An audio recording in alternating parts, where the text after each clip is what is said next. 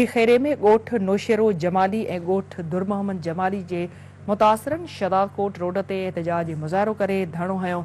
जाम साहब में ॻोठ बुगटी आबाद जे बुगटी बिरादरीअ पारां नवाब शाह रोड ते टायर साड़े एहतजाज कयो वियो।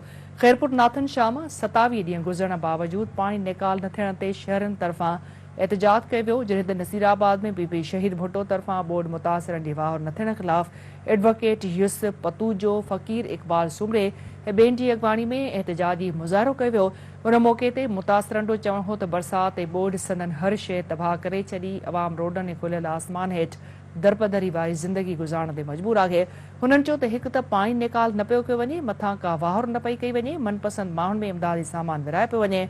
मुतासिरनि चयो त पाणी निकाल न थियण सबबि मुख़्तलिफ़ बीमारियुनि मुंहुं कढियो आहे, जंहिं सबबि सख़्त तकलीफ़ खे मुंहुं ॾियण ते मजबूर आहिनि। अॻवाननि मुतालबो कयो त पाणी निकाल करे इमदाद ॾेई बीमारियुनि खां बचायो वञे।